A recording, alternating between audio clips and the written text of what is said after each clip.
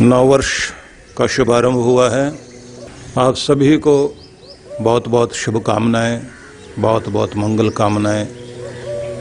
जीवन में आप सभी के आरोग्य आए, सौभाग्य आए, परम सुख की प्राप्ति हो, आपका व्यक्तित्व सुदर्शन व्यक्तित्व हो, आपके कर्म आपकी कीर्ति बने और आप अपने दायित्वों को अच्छे से निभा सकें, अपने देश के लिए, अपने समाज के लिए और विश्व समाज के लिए भी आप जीवन जी सकें।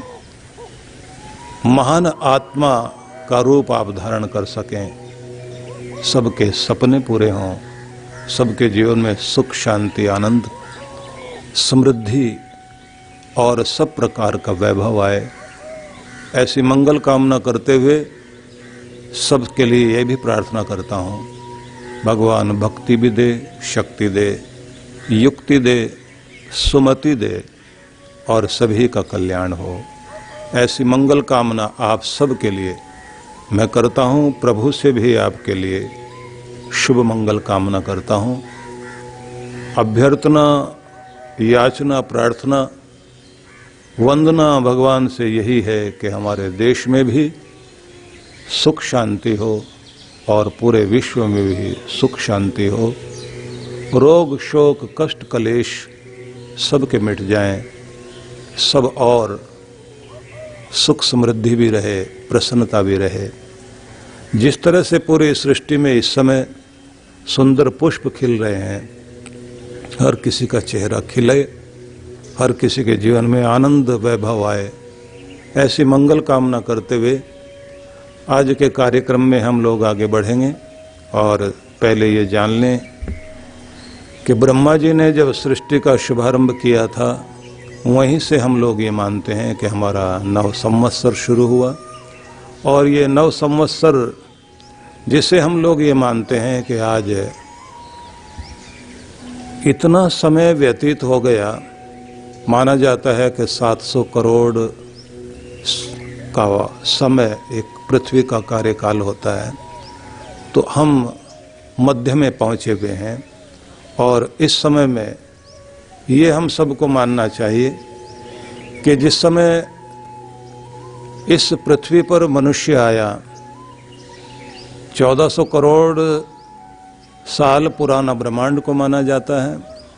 700 करोड़ साल पहले पृथ्वी का निर्माण शुरू हुआ और 350 करोड़ वर्ष पहले मनुष्य इस पृथ्वी पर आया। और उसी रूप में ये भी माना जाता है कि ब्रह्मा जी का यह दिया हुआ मनुष्य का, जीव जंतुओं का एक सुंदर आकार, इसी के साथ में माना जाता है कि समय का चक्र शुरू हुआ। और ये नव वर्ष का शुभारंभ आज से, यह कहना चाहिए सृष्टि क्रम के अनुसार आज से नव वर्ष माना जाता है। और अद्भुत बात ये रही है कि जिस समय राम जी ने भी अपना राज्याभिषेक किया था, जब वो सिंहासन पर आरूढ़ हुए थे, तो वो भी यही चैत्र प्रतिपदा मतलब नव संवत्सर, नव वर्ष के रूप में उन्होंने भी स्वीकार किया। और विक्रमादित्य जिनके नाम से विक्रम संवत मनाया जाता है, हिंदू कैलेंडर के अनुसार विक्रम संवत से हमारा नववर्ष शुरू होता है, तो उनका भी राज्याभिषेक इसी दिन हुआ था। इसको इतना महत्व दिया गया कि शक्ति का पर्व भी इसी रूप में मनाया जाता है, क्योंकि जब असुरों से देवता लोग हारने लगे थे, तो उस समय सबने प्रार्थना करते हुए ये कामना की थी कि हम किसी तरह से जीत सकें। तो उन्हें कहा गया था कि 9 दिनों तक लगातार शक्ति उपासना करें। और सभी देवी देवताओं की शक्तियाँ एक जगह आकर खड़ी हुई और वहीं से माना जाता है कि शक्ति का प्रादुर्भाव हुआ। अष्टभुजाधारिणी जगदम्बा जगजननी माँ परमेश्वरी, जिनके द्वारा, उस महान शक्ति के द्वारा असुरों का नाश हुआ और देवों की विजय हुई। इसको माना जाता है कि आसुरी शक्तियाँ वो अनेक रूपों में होती हैं। मनुष्यों में वे सब लोग जो दुख पहुंचाने का काम करते हैं, विध्वंस का काम करते हैं, वो सब असुर हैं। सुर नाम है प्राणों का, या कहना चाहिए असु प्राणों को कहते हैं। और असुर का मतलब होता है कि जो प्राणों के भरण पोषण में ही रमण करता रहता है, तो असु प्राणों को बोलते हैं। और र से माना जाता है रमण करना। तो सीधा मतलब हुआ अपने प्राण पोषण में जो लोग लगे हुए हैं, जिन्हें केवल अपने स्वार्थ की ही कामना रहती है, जो मोहांध हैं, जो कामांध हैं, जो क्रोधांध हैं, जो स्वार्थांध हैं, ऐसे जो भी अंधत्व को प्राप्त हो गए, ऐसे लोगों को कहा जाता है कि वो जो मदांध लोग हैं, मद में फूले हुए, मोह में से ग्रस्त हैं, पक्षपात करने वाले लोग हैं, क्रोध में जो पागल हो गए हैं, प्रायश्चित करने की बात नहीं, केवल मात्र प्रतिशोध जिनके जीवन का लक्ष्य बन जाता है, बदला लेना, चोट पहुंचाना, ईर्ष्या में दग्ध रहना, किसी की उन्नति को बर्दाश्त नहीं कर पाना और हर समय षड्यंत्र रचते रहना, ऐसी स्थिति को कहा जाता है कि ये आसुरी स्थिति है।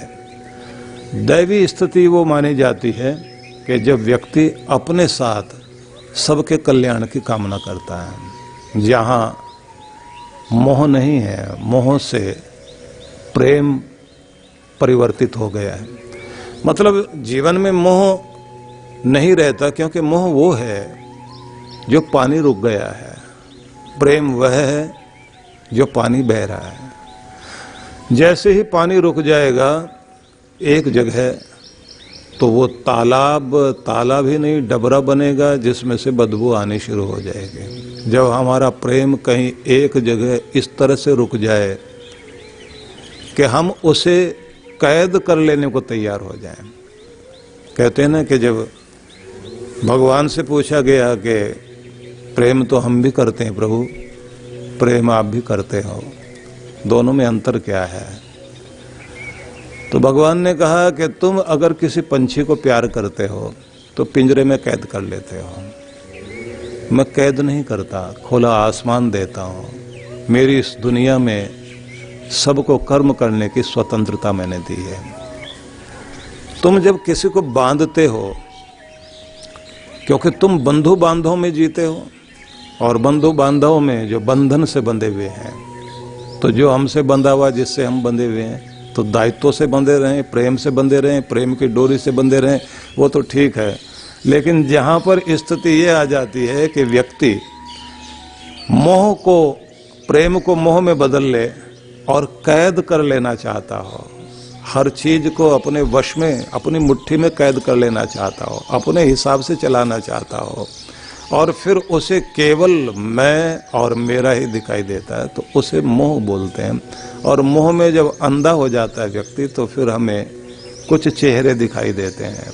उन चेहरों में एक चेहरा याद आ जाता है जिसे हम धृतराष्ट्र के रूप में देखते हैं। और धृतराष्ट्र ही मोहांध है ऐसा नहीं, पत्नी बुद्धि दे सकती थी, समझा सकती थी, उनके पास तो आंखें थी, पर उन्होंने भी आंखों पर पट्टी बांध ली। और दोनों का बेटा, मोह का बेटा, मोह में अंधे व्यक्ति का बेटा फिर दुर्योधन के रूप में हो जाता है। जहाँ नियंत्रण नहीं है, वहाँ संतान दुर्योधन का रूप धारण कर लेती है। ऐसी सारी चीजें जो हैं, जिनको हम कहते हैं कि ये आसुरी चीजें हैं, उन सब का निवारण करने के लिए फिर शक्ति की आवश्यकता पड़ती है। और ऐसे ही लोग समाज में, ऐसे ही असुर लोग समाज में बढ़ गए थे, जिनके कारण त्राहिमाम की आवाजें आने लगी थी। उस समय शक्ति का प्रादुर्भाव हुआ, जिन्होंने ऐसे लोगों का हनन किया, दमन किया, शमन किया, शांत करना, दबा लेना, और जहाँ कहीं मिटाना चाहिए, जहाँ नियंत्रण करना चाहिए वो सब किया गया, तो ये शक्ति के द्वारा हुआ। शक्ति के 9 रूप माने जाते हैं, जयंती, मंगला काली, भद्रकाली, कपालिनी, दुर्गा, क्षमा, शिवा, धात्री, स्वाहा, स्वधा, नमोस्तुते। ये 9 रूपों में जगदम्बा की स्तुति की जाती है। और उससे फिर इस रूप में भी कहा जाता है, या देवी सर्वभूतेषु मातृरूपेण संस्थिता। वह जो देवी है सबके अंदर, प्राणी मात्र के अंदर माँ का रूप लेकर बैठी है। या देवी सर्वभूतेषु शक्ति रूपेण संस्थिता। जो देवी माँ सबके अंदर शक्ति का रूप लेकर बैठी हुई है। नमस्तस्यै नमस्तस्यै नमस्तस्यै नमो नमः। या फिर कहा गया, या देवी सर्वभूतेषु निद्रा रूपेण संस्थिता। चैन दिला देना, शांति दिला देना, नींद दिला देना, विश्राम दिला देना, और सबको अपने अंदर में उतना शांत कर देना कि फिर से एक नया रूप व्यक्ति के जीवन का शुरू हो सके। तो ये भी शक्ति का एक रूप है, जगदम्बा का एक रूप है, क्योंकि चैन सबको चाहिए। वैसे तो कहा जाता है कि अमीर की जिंदगी में सोने की चैन का महत्व है, लेकिन अमीर की जिंदगी में चैन से सोने का महत्व है। गरीब की जिंदगी में चैन से सोने का महत्व है, अमीर की जिंदगी में सोने की चैन का महत्व है। और फिर दिखाई देता है कि सोने की चैन को प्राप्त करने वाला व्यक्ति चैन से सोने को भूल जाता है, और असली में फिर अमीर वो कहलाता है जो चैन की नींद ले सकता है।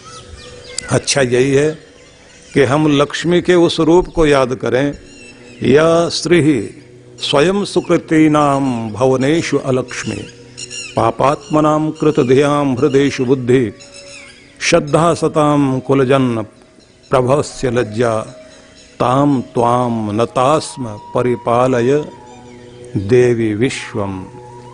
जो देवी समस्त मनुष्य मात्र में, प्राणी मात्र में, सब जगह विराजमान है, उसके कुछ रूप ये भी हैं जो ऐसे पुण्य आत्माओं के लिए लक्ष्मी समृद्धि बनकर विराजमान होती है। 8 रूप लक्ष्मी जी के माने जाते हैं, लेकिन उसकी व्याख्या अगले समय में होगी। कहा जाता है जो स्वयं में लक्ष्मी पुण्य आत्माओं के लिए लक्ष्मी बनती है, और जो पापात्मनाम अलक्ष्मी, उन सभी पापी लोगों के लिए वो अलक्ष्मी बन करके आती है। यहाँ समझने वाली बात है कि जिनके जीवन में लक्ष्मी तो आ गई, लेकिन जीवन है पाप में, तो लक्ष्मी वहाँ पर क्या करेगी? जाने का बहाना ढूंढेगी, और जाने का बहाना फिर कोई न कोई ऐब देती है।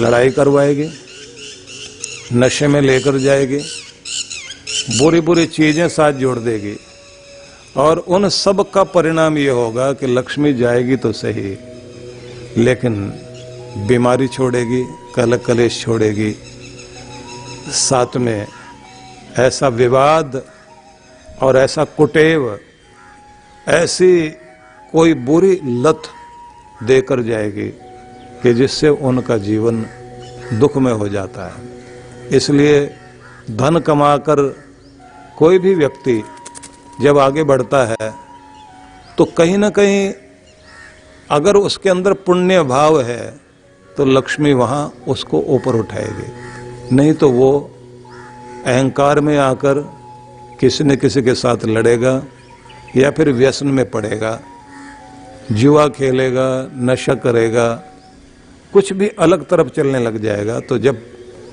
पापात्मा होता है व्यक्ति, तो लक्ष्मी जो है उस समय अलक्ष्मी का रूप धारण कर लेती है।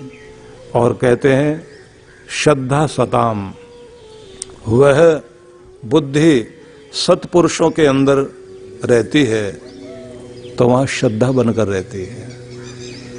ये भी सोचने योग्य बात है कि सज्जन पुरुषों के अंदर परमेश्वर के प्रति लक्ष्मी जो है वो श्रद्धा का रूप धारण करके उन्हें उन सब की तरफ लेकर जाती है जिससे वो लोग अपना कल्याण करते हैं।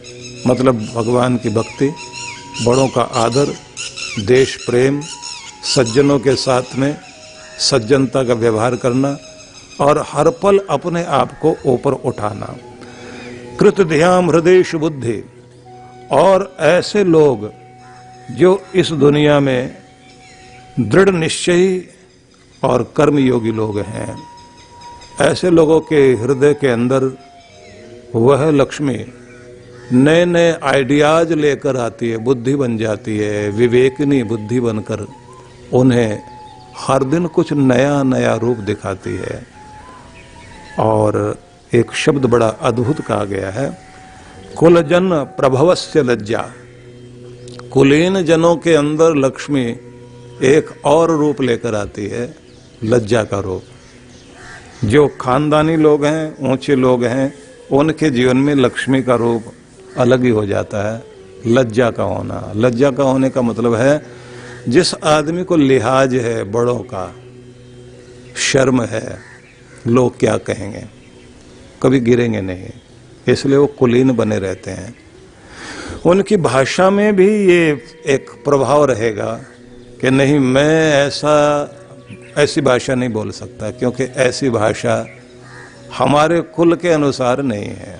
हमारे कुल खानदान में ऐसी भाषा नहीं बोली जाती, क्योंकि जब भी आदमी बोलता है तो उसके बोलने से उसके कुल और खानदान का पता लगता है, उसके खून का पता लगता है कि कैसे माता पिता के संतान है।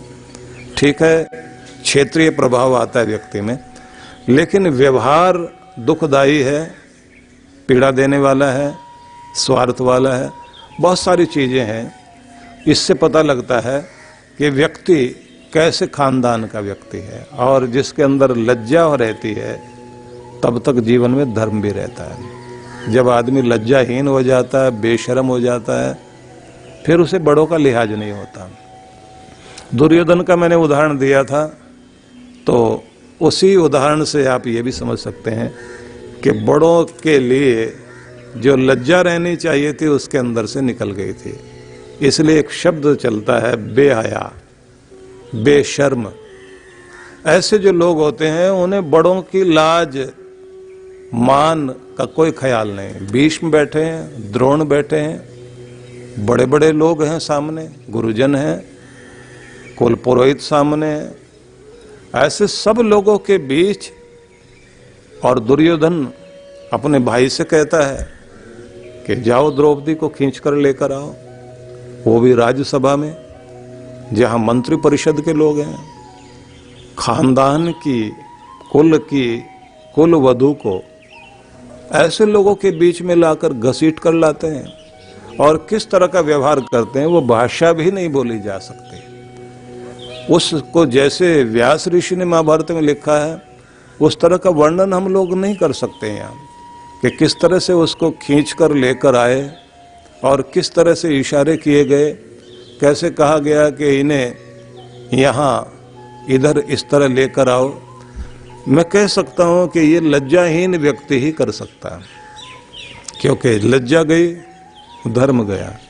और महाभारतकार ने दुर्योधन का वर्णन जैसे किया कि जब वो पैदा हुआ तो उस समय कैसे जानवरों की आवाजें आई थी, मतलब दिन के अंदर गीदड़ बोलने लग गए थे, उल्लुओं की आवाजें आने लगी थी कि कोई विनाशक व्यक्ति, विध्वंसक व्यक्ति धरती पर आ गया।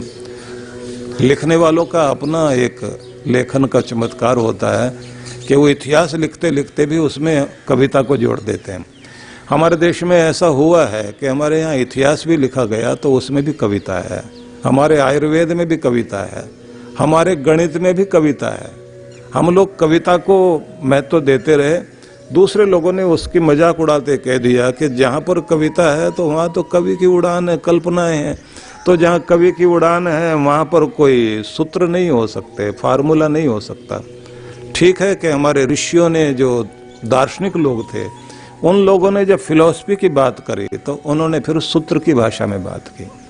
कभी जब हम सूत्रों के बारे में चर्चा करेंगे, दर्शन के विषय में बात करेंगे, चाहे योग दर्शन के बारे में हो या न्याय दर्शन के बारे में हो, वैशेषिक दर्शन के विषय में हो या सांख्य दर्शन के विषय में हो, उत्तर मीमांसा, पूर्व मीमांसा, षड दर्शन जो हमारे यहाँ माने गए हैं, वो सब सूत्रात्मक हैं, वो बीज हैं, वो फार्मूले हैं।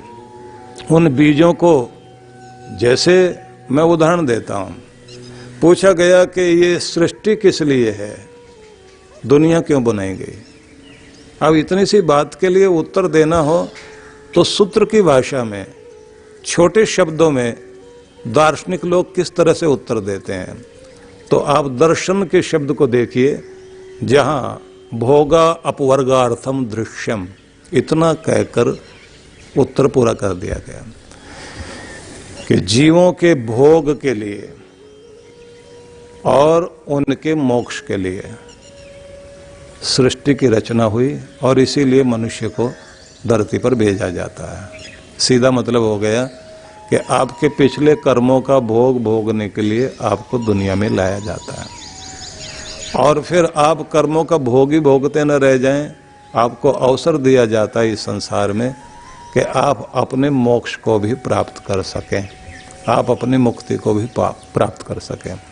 तो विषय न बदल जाए, क्योंकि वहाँ तो एक एक बड़े से बड़े प्रश्नों को एक छोटे अर्थ में, मतलब छोटे से सूत्र में व्याख्या करने का नियम है। जैसे पूछा गया कि दुख क्या है और कितना है, तो एक छोटे से सूत्र में उसकी व्याख्या की गई। लेकिन मैं आपको बताने लगा हूँ कि कविता की भाषा अलग हो सकती है, लेकिन महाभारतकार ने, व्यास ऋषि ने इतिहास लिखा और उन्होंने बताया कि जब दुर्योधन आया तो उस समय उसका जन्म हुआ, तो उस समय जो है ऐसी ऐसी आवाज़ें आने लगी थी कि एक दुरात्मा धरती पर जन्म ले चुका। और ऐसे लोग जो है विकास की यात्रा में नहीं जाते, वो लोग विनाश की यात्रा में चल पड़ते हैं। क्योंकि दुनिया में दो ही तरह के लोग होते हैं, एक तो सृजन वाले लोग होते हैं और एक लोग होते हैं कि जिनका काम होता है विध्वंस का काम। वो चारों तरफ विध्वंस को पैदा करने की कोशिश करते हैं। ऐसे लोगों को जब आप देखेंगे कहीं पर भी, तो ऐसे लोगों का एक ही कार्य रहता है कि कोई भी कुछ भी किसी भी तरह जहाँ से भी कोई उनके अनुकूल मिले, उनकी तारीफ करने वाला मिले, तो उनको देखकर वो प्रसन्न होंगे, ये बात अलग हो सकती है। लेकिन कब वो नाराज हो जाएं और कब चोट पहुंचा दें, कुछ पता नहीं लगता। व्यास ऋषि ने इसलिए जो दुर्योधन के बारे में लिख दिया कि जब उससे पूछा गया कि तुम्हें पता नहीं कि धर्म क्या है, तो दुर्योधन का एक प्रसिद्ध श्लोक जो आमतौर से लोग बोलते हैं कि जानामि धर्मम न च मे प्रवृत्ति, जानता हूँ मैं धर्म क्या है लेकिन मेरी कोई उसमें रुचि नहीं है। जानामि अधर्मम न च मे निवृत्ति, अधर्म को भी जानता हूँ लेकिन जिसको तुम अधर्म कहते हो उससे मेरा मन हटने को तैयार नहीं है, क्योंकि मेरी परिभाषा अलग है। ज़्यादातर उद्धत लोगों की परिभाषा अलग ही होती है। वो कहते हैं जिसको तुम बुरा कहते हो मेरे लिए तो वो अच्छा है। जानामि धर्मम न च मे प्रवृत्ति, जानामि अधर्मम न च मे निवृत्ति, केनापि देवेन हृदय स्थितेन यथा नियुक्तोस्मि तथा करोमि। मेरे अंदर में कोई चीज बैठी हुई है जो मुझे खींच कर लेकर जाती है, वो जिधर की तरफ ले जाती है वैसा मैं करता हूँ। मतलब मैं तो मन मर्जी करने वाला व्यक्ति हूँ। मन मौजी होना एक बात है और मन मर्जी करना एक बात है। जो लोग स्वच्छंद जीवन जीने लग जाते हैं, स्वतंत्रता का अधिकार सबको है, स्वच्छंदता का अधिकार सबको नहीं है। जब स्वच्छंदता में आकर व्यक्ति कुछ भी करने लग जाता है तो उसमें पाप होंगे ही होंगे। इसलिए कहा जाता है कि जब व्यक्ति के, कुलीन व्यक्ति के जीवन में जब उस पर कृपा होती है लक्ष्मी माता की, तो लक्ष्मी माता उसको सबसे पहले लज्जा देती है, धर्म देती है, उसको उस तरह का बना देती है कि वो बड़ों का लिहाज करेगा, कर्तव्य को समझेगा, पुण्य कार्यों की तरफ लगेगा, कभी भी गलत कार्य नहीं करेगा। लेकिन यहाँ प्रार्थना की गई है, ताम त्वाम नतस्य परिपालय देवी विश्वम। हम सभी सिर झुकाकर प्रणाम करते हैं, हे माँ लक्ष्मी, परिपालय विश्वम, पूरे विश्व का पालन कीजिए, सबकी रक्षा कीजिए। सबका पालन हो मतलब लक्ष्मी माता तुम माँ हो, किसी को भी अपने से दूर मत करना, सबका पालन करना। और जब हम दुर्गा माता के रूप में उस शक्ति को याद करते हैं तब हमें उनके दूसरे रूप ध्यान में आते हैं। 108 नाम है दुर्गा माता के। अब उन 108 नामों में पहला नाम सती वाला नाम है कि वो सती है। सती का मतलब है कि जो सत्य के द्वारा ही पाई जा सकती है, और सती का मतलब है जो अस्तित्व वाली है, जो सदा थी, सदा है, सदा रहेगी, ऐसी शक्ति को सती कहा गया है। फिर उन्हें साध्वी कहा गया है। साध्वी से मतलब होता है जिनके अंदर सज्जनता है, और जिसमें हम किसी व्यक्ति के गुण को देखकर बोलते हैं ना, साधु साधु साधु, बहुत अच्छा बहुत अच्छा बहुत अच्छा। जिनका रूप ही ऐसा है कि जिन्हें याद करके व्यक्ति उनकी प्रशंसा करने लग जाए कि वो जो प्रशंसनीय है, वो जो सत्ता वाली है, वो जो सदा थी, जो शाश्वत शक्ति है, शाश्वत शक्ति के रूप में उन्हें सती कहा गया। और जो प्रशंसनीय है और जो कल्याणकारिणी है, उस रूप में उन्हें साध्वी कहा गया। तीसरा नाम दुर्गा माता के लिए या उस शक्ति जगदम्बा के लिए भवप्रीता कहा गया है। भवप्रीता का तो मतलब होना चाहिए कि जो सारे जगत के प्रेम के योग्य है, लेकिन इसका अर्थ किया गया है जो शिव प्रिया है। शिव जी की जो प्रिया है, मतलब शिव को प्रेम करने वाली, और शिव जिससे प्यार करते हैं, मतलब वह जगदम्बा पार्वती शक्ति शिव की प्रिया भवानी। और जो जैसे हम लोग शब्द बोलते हैं ना महादेव, तो उसी के साथ में बोलते हैं महादेवी। जैसे कहते हैं महाकाल, तो फिर बोलते हैं महाकाली।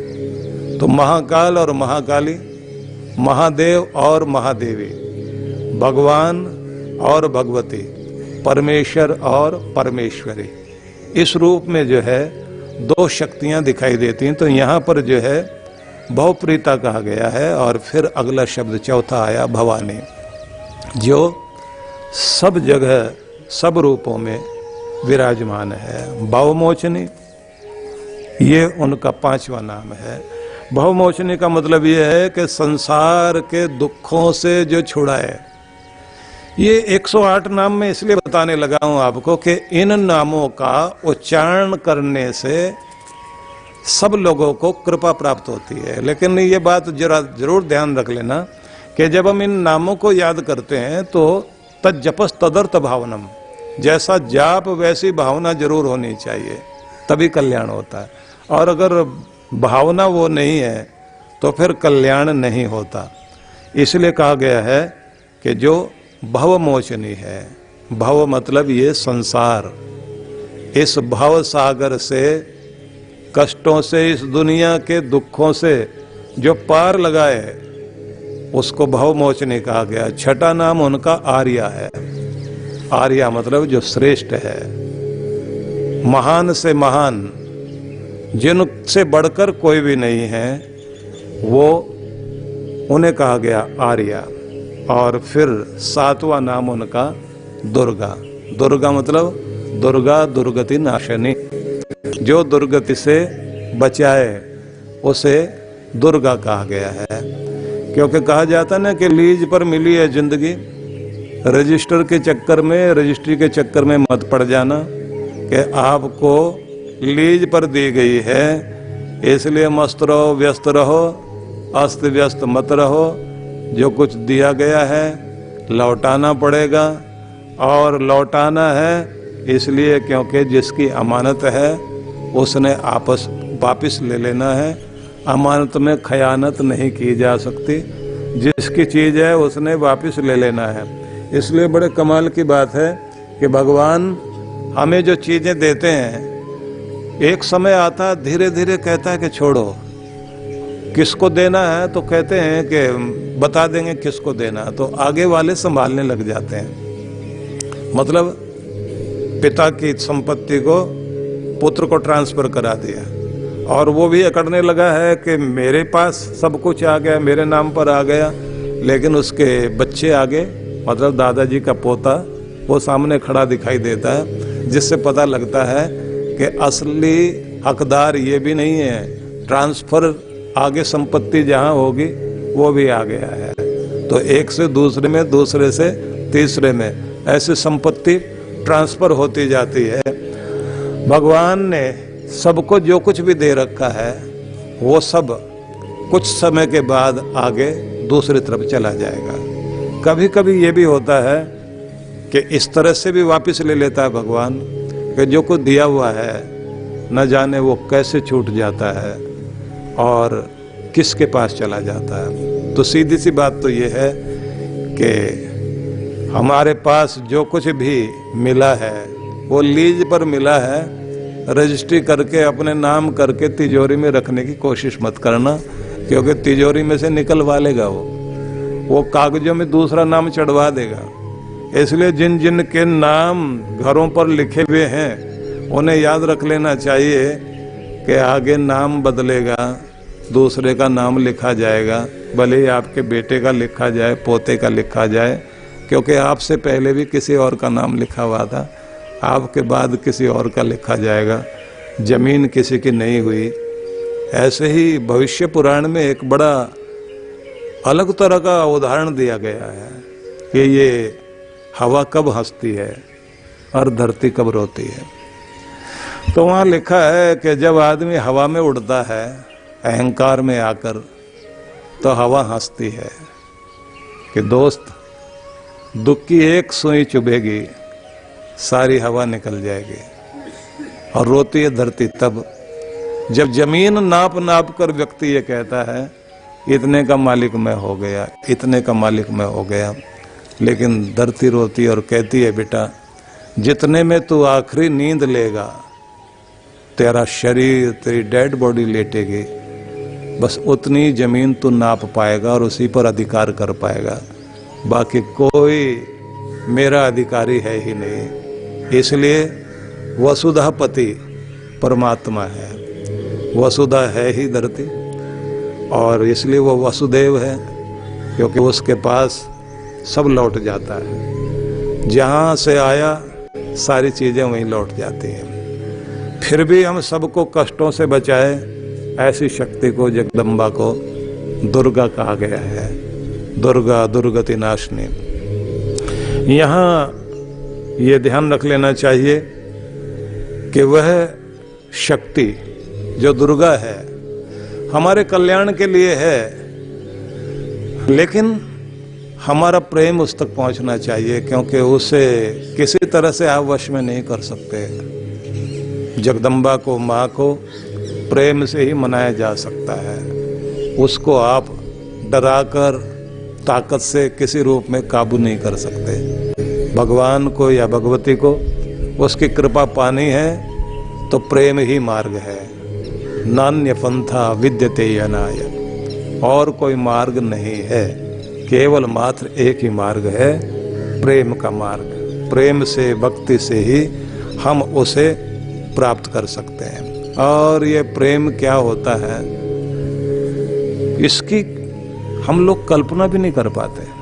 सब लोग सोचते हैं कि हम लोग बहुत प्रेम वाले लोग हैं, लेकिन ऐसा नहीं है। एक पुरानी बात चलती है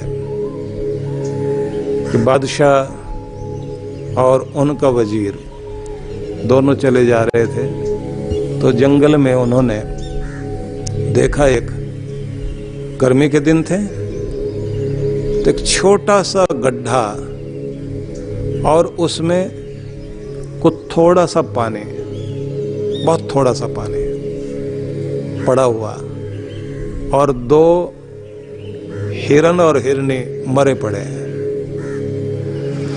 उन दोनों को देखने के बाद बादशाह ने पूछा, हिरना हिरनी दो मरे, लगा न एक भी बाण। कहे अकबर सुन बीरबल, के ही विधि निकले प्राण। कि बताओ तो सही कि दोनों मरे पड़े हैं, बाण कोई लगा नहीं, तो मारा किसी ने नहीं, अब दोनों मरे पड़े हैं। बीरबल ने देखा और देखने के बाद कहा, थोड़ा पानी हित गणा, पानी बहुत थोड़ा सा है, लेकिन एक दूसरे के भले की कामना बहुत बड़ी, क्योंकि प्यार है।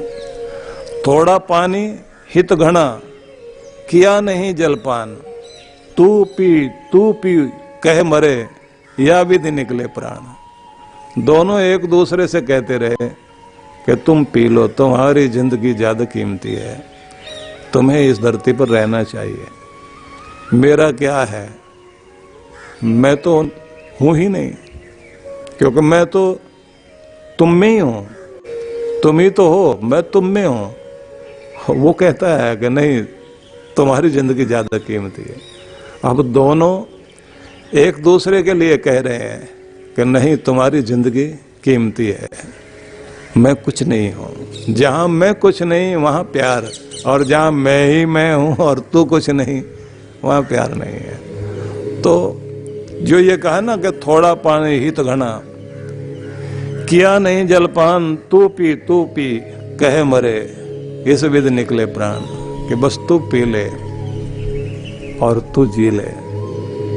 ऐसे कहते कहते दोनों के प्राण निकल गए, पानी पड़ा रह गया, लेकिन दोनों एक साथ इस धरती से विदा हो गए। यह प्रेम, जहां व्यक्ति आखिर तक पहुंच जाए। और भी कहा जाता है कि किसी पेड़ पर बसे हुए पंछी घोंसले लगे हुए और आग लग गई। अब आग लग गई तो आग के साथ ही दो पक्षी नीचे गिर पड़े, प्राण निकल रहे हैं। तो किसी ने देखा और लिखा कि आग लगी इस वृक्ष में, जर्जर पड़े अंगार, उड़ चलो ए पंछियों पंख तुम्हारे साथ।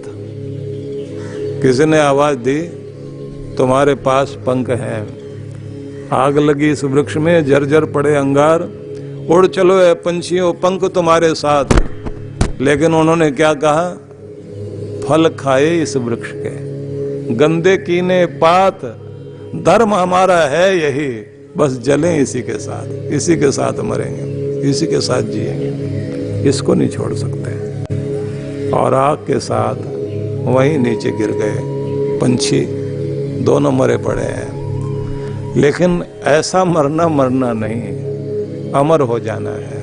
इसलिए दुनिया में गीत जो है वो प्रेम के गीत गाए जाएंगे, वो गीत गाए जाएंगे जिस प्रेम में अमरता है। और जहां, इसलिए मैं व्याख्या नहीं कर रहा हूं, बीच में एक शब्द में आकर मैं व्याख्या करने लगा हूं।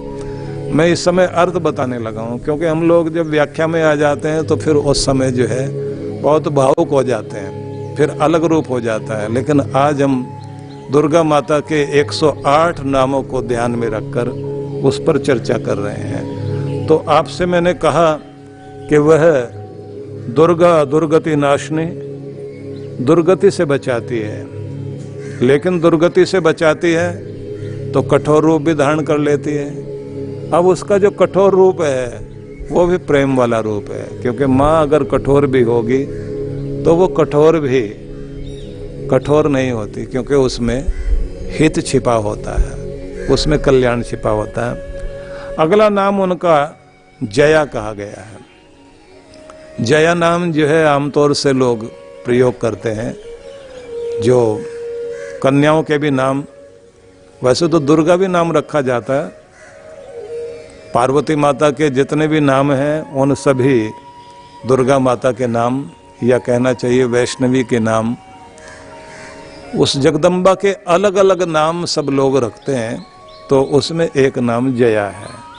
तो जया का मतलब है, जय विजय तो हम लोग जानते ही हैं, जिसका मतलब ही है जीत। वो जीत है, जहां वो शक्ति है वहां विजय है। मैं एक बात आप सबसे कहना चाहूँगा, जो हम सबको बहुत प्रेम से और ढंग से समझनी चाहिए, वो ये कि जगदम्बा जगजननी माँ परमेश्वरी वह दुर्गा क्यों कहलाती है? क्योंकि उसे अष्टभुजा धारिणी कहा जाता है। 8 भुजी, 8 भुजाओं में अगर आप लोग जानना चाहेंगे तो स्वास्थ्य, विद्या, धन, संगठन, व्यवस्था, यश, शौर्य और सत्य, ये 8 रूप हैं। और 8 भुजाएं एक सिर, इसको कहा जाता है जगदम्बा या काली, काली, कराली, महाकाली। इस सब रूप में आप एक बात ध्यान रख लीजिए कि जगदम्बा का ये रूप जो है संगठन का रूप है, इसलिए उनको एक नाम संगठन की शक्ति भी कहा, एकता की शक्ति कहा है। जिस घर में करने वाले हाथ 8 हों और बताने वाला 1 हो, मतलब एक मान्यता, एक विचार जिनका हो और फिर उसे पूरा करने के लिए 8 हाथ लग जाएं, 8 दिशाओं में सब लोग लग जाएं, वहां शक्ति आती है। जहां कहने वाले अनेक और करने वाला कोई नहीं हो, वहां विघटन है। इसलिए संगठन वही होता है जहां एक कहे और अनेक उसे करे। क्योंकि अब व्याख्या वाला मूड बन गया है, तो थोड़ी सी व्याख्या वाली बात कर लेते हैं। कहते हैं कि ओस से, ओस में भी तो छोटी छोटी बूंदें होती है ना, ओस से चिड़िया भी नहीं भीगती, ओस से चिड़िया भी नहीं भीगती, और मेह से, बारिश से हाथी भी भीग जाता है। बूंद ओस में भी है, बूंद बारिश में भी है, लेकिन सारी मिलकर बरसी, धरती पर नदियां बहने लग गई। जहां सारे एक हो जाएंगे, वहां जैसे जल धाराएं बहती, नदियां बहती, जीवन आता है। इसका नाम है शक्ति। ये है वो संगठन। क्योंकि हम लोगों की, जब तक हम लोग व्याख्या ना करें, हम लोगों का भी मूड नहीं बनता। हम लोगों की आदत भी वही व्याख्या की है, क्योंकि हम लोग जैसे कोई चीज बोलने लग जाते हैं, फिर उसके शब्द के अर्थ में जाने के साथ साथ उसके विस्तार में जाते हैं। विस्तार में जाते जाते फिर उसका पूरा रूप कहने में हम लोगों को अपना मजा आता है। फिर वो आपको सुनने में मजा आता है, वो अलग बात है, लेकिन हमें कहने में मजा आता है। हम लोग उसका फिर स्वाद उस तरह से लेते हैं। लेकिन कहते हैं कि चिड़ियाएं एका कर लें तो शेर की भी खाल खींच सकती हैं। सारी चिड़िया मिलकर, कोई आंख में चोंच मारे, कोई कान में चोंच मारे, कोई पूंछ में चोंच मारे, शेर भी फिर शेर नहीं रहता। मिल जाए तो इसको शक्ति का, जगदम्बा माँ भवानी जो शक्ति है, वो ये समझाती है कि तू कितना भी छोटा क्यों ना हो, तेरा छोटापन तेरे छोटे विचार में है। अगर तू एक हो जाए और अपनों को, अनेकों को एक बना ले, तब मैं पैदा होती। मेरा नाम शक्ति है।